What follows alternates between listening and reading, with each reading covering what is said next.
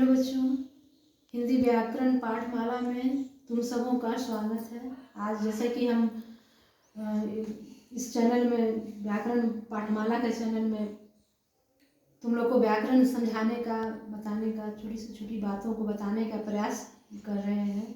तो आज का टॉपिक है, पाठ है संधि। संधि पाठ है। तो संधि, सबसे पहले हम संधि की परिभाषा जानेंगे कि संधि की परिभाषा क्या है। तो व्याकरण के अनुसार दो वर्णों के मेल से जो विकार उत्पन्न होता है उसे संधि कहते हैं। अब संधि बनाने के कुछ फॉर्मूले होते हैं।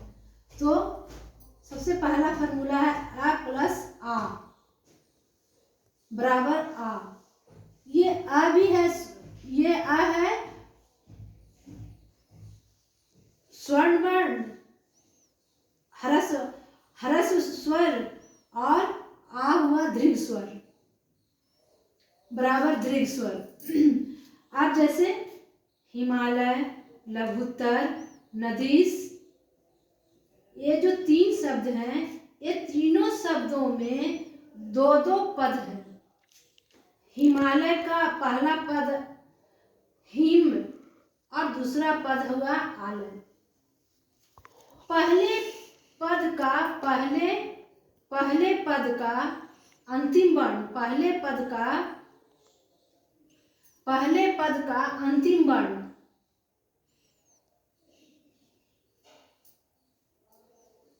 और दूसरे पद का प्रथम वर्ण के मेल से जो परिवर्तन हुआ वह शब्द बना हिमालय।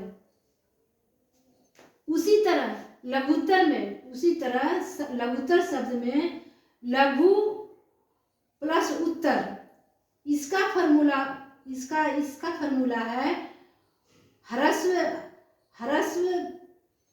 ह्रस्वर और दीर्घ स्वर बराबर दीर्घ ऊ हो गया।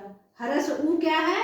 ह्रस्व है और इसमें भी ऊ ह्रस्व है और दोनों ह्रस्व ऊ मिलकर दीर्घ ऊ परिवर्तन हुआ है।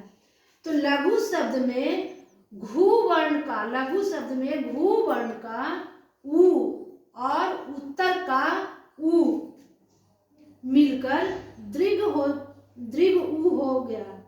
उसी तरह नदीस, नदी प्लस ईस, इसमें ये दोनों दीर्घ स्वर है, ई और ई प्लस बराबर दीर्घ ई का परिवर्तन हुआ।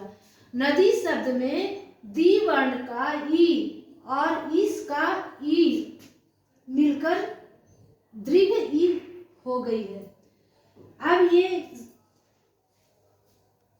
अब ये सबसे पहले हम प्रैक्टिकली हम उच्चारण करके देखते हैं। जैसे हिमालय, अगर जैसे ही हम इसका संधि विच्छेद करते हैं तो हिम प्लस आलय, तो हिम का उच्चारण करते हैं तो इसका पहला पद हुआ है, हिमालय का पहला पद हिम हुआ। हिम में हिम का अंतिम वर्ण, माँ का अंतिम वर्ण क्या हो गया? अंतिम वर्ण आ है। और आलय दूसरा पद हुआ, तो आलय का अंतिम वर्ण आलय का अंतिम वर्ण आ हुआ।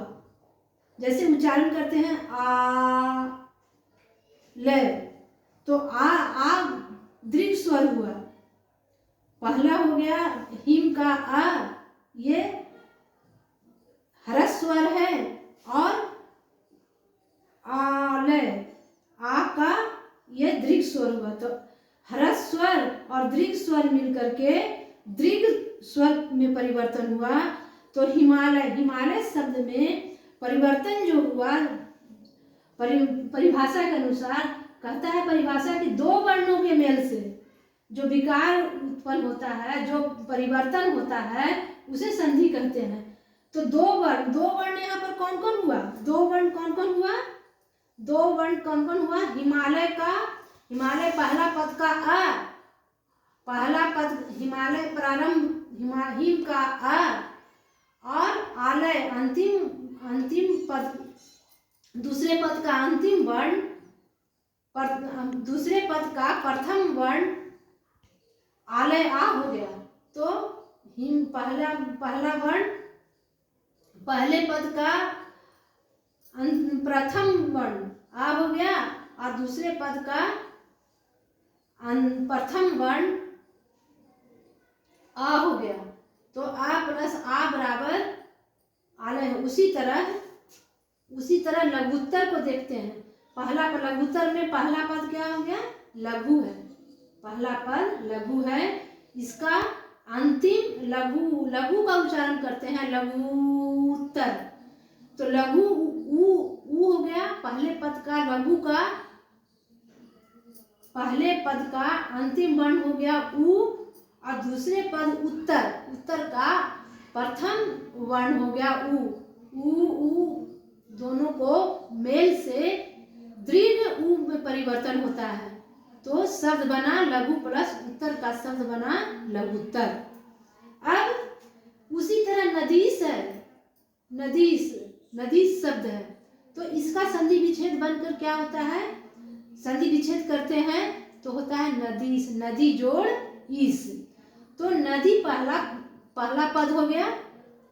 पहला पद नदी हो गया। इसका नदी उच्चारण करते हैं, प्रैक्टिकली उच्चारण करके देखते हैं, समझाते हैं। तो नदी पहले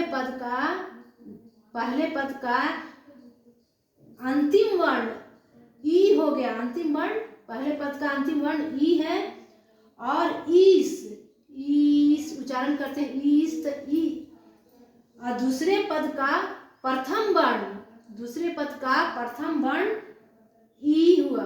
तो दीर्घ ई मिलकर के दीर्घ स्वर का में परिवर्तन हो गया। तो शब्द बना नदी प्लस ईस का शब्द बना नदीस। इसी तरह अब संधि के भेद। संधि के 3 भेद हैं। फर्स्ट हो गया स्वर संधि, सेकंड हो गया व्यंजन संधि और थर्ड हो गया विसर्ग संधि। अब स्वर संधि का परिभाषा जान लेते हैं। तो परिभाषा कहता है 2 स्वरों के मेल से। परिभाषा कहता है कि 2 स्वरों के मेल से उनके स्वरूप में जो परिवर्तन होता है उसे हम स्वर संधि कहते हैं। 2 स्वर कौन कौन हुआ? 2 स्वरों के मेल से जो परिवर्तन होता है। अब यहाँ पर एग्जाम्पल देखते हैं। कहते हैं जैसे भोजनालय आमतौर पर कहते हैं कि कौन सा कक्ष है? तो भोजनालय है। ये कौन सा भोजनालय है? यहाँ पर भोजन का रखने का आलय है। आलय मीन्स घर। ये भोजन रखने का घर है। तो ये इसमें परिभाषा के अनुसार 2 स्वर मिलकर के परिभाषा भोजन ना अंतिम पहले पद का अंतिम वर्ण कौन हो गया? ना का आ भोजन आ और दूसरे पद का प्रथम वर्ण आलय हो गया प्रथम वर्ण। तो 2 स्वर हो गया। आ भी स्वर है और आ भी स्वर है।